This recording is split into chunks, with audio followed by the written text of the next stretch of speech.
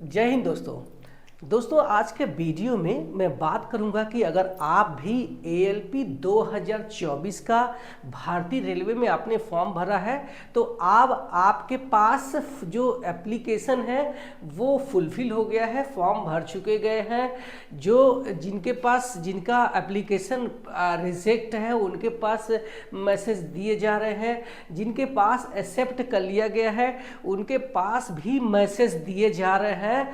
तो अगर आपके पास जो है रिजेक्ट होने का मैसेज आ रहा है तब तो कोई बात नहीं है, फिर आपको जो है ये 2024 में ALP बनने का सपना छोड़ देना चाहिए। हाँ, जो रेलवे का कैलेंडर है उसके अनुसार जनवरी 2025 में फिर से जब वैकेंसी आएगी ALP का तो आप उसमें फॉर्म अप्लाई कर पाएंगे, आप अपनी अगली वैकेंसी का भी तैयारी कर सकते हैं। इस वैकेंसी में अब आप जो है अपना जो जोन है उसको बदल नहीं सकते, इस आपका फॉर्म पूरी तरीके से रिजेक्ट हो गया है। लेकिन अगर आपके पास ये वाले मैसेज आते हैं जो कि मैं पढ़ के बताता हूँ आपको कि क्या मैसेज है, तो ये अगर मैसेज आता है तो आपको क्या करना चाहिए। अब ये इसके बाद क्या, ठीक है, तो ये आपके पास मैसेज है, your application for CEN 1/2024 bracket में ALP has been provisionally accepted.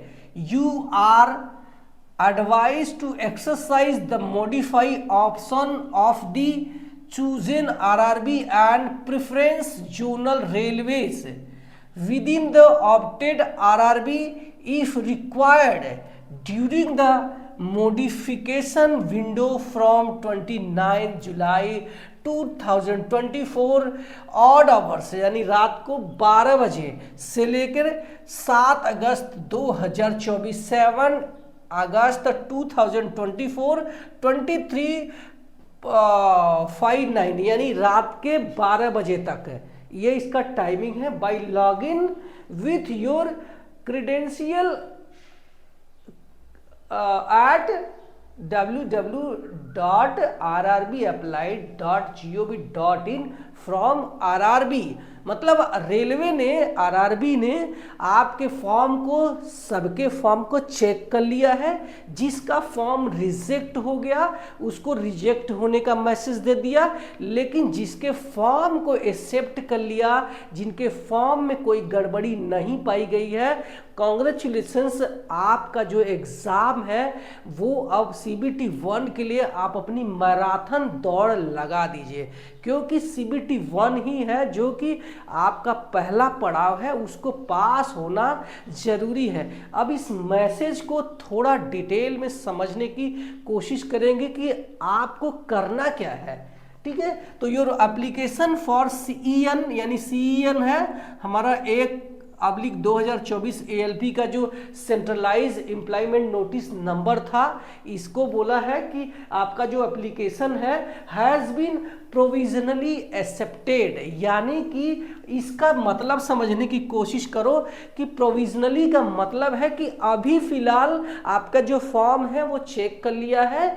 और उसको एक्सेप्ट कर लिया है, इसलिए कि आप अपने जो है RRB जोन चेंज कर पाएंगे और आगे आप अपनी परीक्षा की तैयारी कर सकते हैं, अपने एग्ज़ाम दे सकते हैं। लेकिन इसका कतई मतलब नहीं है कि आपका फॉर्म एक्सेप्ट हो गया है तो आगे रिजेक्ट नहीं होगा। हो सकता है कि आगे जो है आपका जो है एप्लीकेशन इसलिए रिजेक्ट हो जाए क्योंकि आपने एग्ज़ाम में किसी चीटिंग कर रहे थे, या आपने जो है ब्लूटूथ का इस्तेमाल कर रहे थे, या अपने एग्जाम हॉल में टीचर के साथ में बदतमीजी कर रहे, तो उस समय भी आपके जो है फॉर्म को रिजेक्ट किया जा सकता है, आपकी कैंडिडेचर को रिजेक्ट किया जा सकता है, या फिर जो पूरी प्रोसेस है सिलेक्शन के दौरान, उस दौरान अगर आप रेलवे के नियमों के मुताबिक आप खरे नहीं उतरते हैं तो आपका जो है क्या बोलते हैं कैंडिडेचर, जिसको बोलते हैं हमारा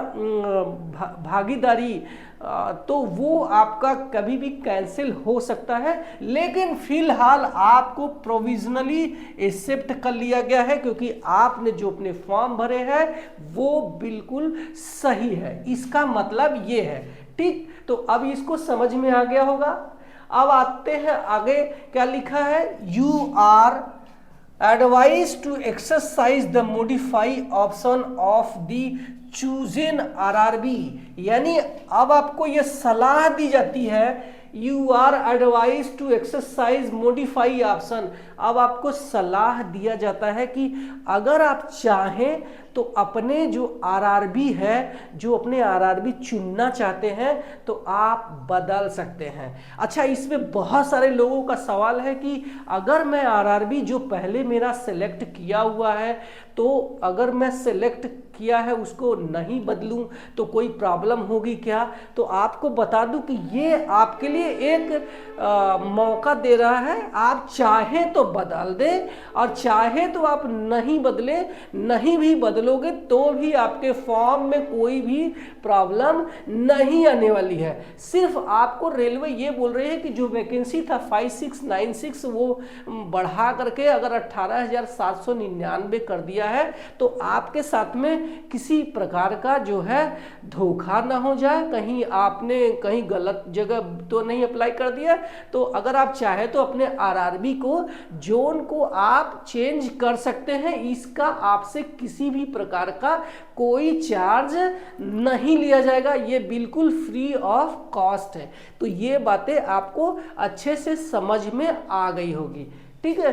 and preference of zonal railways, यानी अब आप अपने जो है प्रिफरेंस यानी अपनी जो है रेलवे का प्राथमिकता जोनल वाइज दे सकते हैं, आरआरबी भी चेंज कर सकते हैं। आप चाहे तो जो रेलवे है, चाहे आपने अगर किसी एक आरआरबी में भरा है, जैसे मान लीजिए आपने एससीसीआर बिलासपुर में आपने आरआरबी बिलासपुर सेलेक्ट किया है, तो आपने उसमें सेंट्रल रेलवे पहले नंबर पे दिया था, तो अब आप उसको साउथ ईस्ट सेंट्रल रेलवे भी कर सकते हैं, उसके बाद आप सेंट्रल रेलवे भी कर सकते हैं, ठीक है। तो आप अपने जोनल रेलवे भी बदल सकते हैं। तो ये इसकी कहानी थी। अब जो है आगे कहते हैं with in the opted RRB, यानी कि आप अपने जो है जो आरआरबी है जिसको आपने सेलेक्ट किया है, उसी आरआरबी के अंदर अपने जो जोनल रेलवे है उसको बदल सकते हैं, ठीक है। तो अब आगे बात करते हैं कि इफ रिक्वायर्ड, यदि आपको जरूरी लगता है, इफ रिक्वायर्ड जरूरी नहीं है कि आप करो ही करो, नहीं भी करेंगे तो भी चलेगा। इफ रिक्वायर्ड, अगर आपको लगता है, अगर आपको जरूरी है तो आप करो या छोड़ दो। ड्यूरिंग द, ये पीरियड दिया है, यानी कब से कब तक, ड्यूरिंग द मॉडिफिकेशन विंडो, यानी जो मॉडिफिकेशन का मतलब है उसको सुधार, जो सुधारने की जो खिड़की है वो खुलेगी कब, मॉडिफिकेशन विंडो खुलेगी कब, फ्रॉम 29 जुलाई 2024 को रात को 12 बजे से ये डेट स्टार्ट हो जाता है 29 जुलाई, ठीक है। इस 12 बजे 29 जुलाई के बाद से कभी भी वो मॉडिफिकेशन विंडो खुल जाएगी। अब आप उस पर जा करके अपने मनपसंद आरआरबी आप चाहे तो बदल सकते हैं, नहीं चाहे तो भी आप बदल नहीं सकते हैं, ठीक है। ये कब से कब तक है, 7 अगस्त 2024, 7 अगस्त 2024, ये 10 दिन का टाइम आपको दिया है, जिसमें कि ये रात के 12 बजे तक आप अपने जोन को बदल पाएंगे। कैसे बदल पाएंगे, बाय लॉगिन, यानी लॉगिन करना पड़ेगा विथ योर क्रीडेंशियल, यानी आपने जो यूजर आईडी पासवर्ड जो भी आपने कैप्चा फिल करो, और इसी वेबसाइट पे आपको जाना होगा www.rrbapply.gov.in, इस पे जा करके अपने फॉर्म को मॉडिफाई कर सकते हैं, अपना जोन बदल सकते हैं। इसके अलावा आपको कोई और चेंजेस करने नहीं दिया जाएगा, सिर्फ आपको अपने जो है जोन को बदल पाएंगे। और एक बात और मैं बोलना चाहता हूं कि अगर आपको जरूरी लगता है तो भी जोन बदले, अदरवाइज जोन बदलने की जरूरत नहीं है।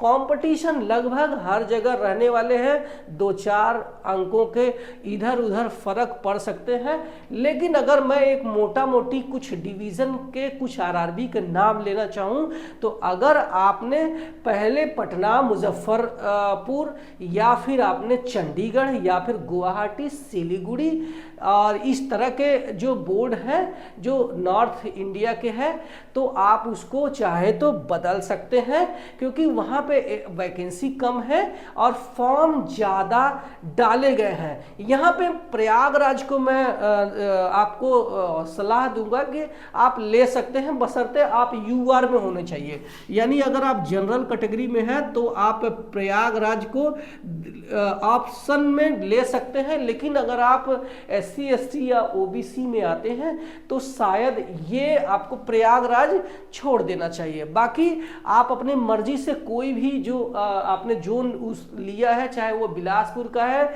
चाहे मुंबई, सिकंदराबाद, चाहे भुवनेश्वर, चाहे कोलकाता, चाहे आपका रांची और चाहे आपका बेंगलोर, चाहे चेन्नई, हाँ त्रिवेंद्रम को मैं लेने की सलाह नहीं दूंगा। आप चाहे तो अपने, अगर आपकी तैयारी है तो आप ले सकते हैं। इसके अलावा अगर आपकी ठीक ठाक तैयारी है तो आप जहां है वहीं से आज से बिल्कुल तैयारी शुरू कर दे अपनी, जो क्योंकि रेलवे जल्दी ही आपको एडमिट कार्ड का डेट देने वाली है। जैसे ही ये 7 अगस्त कंप्लीट होगा वैसे ही आपको एडमिट कार्ड डाउनलोड करने के लिए यहीं से बोलेगी, ठीक है।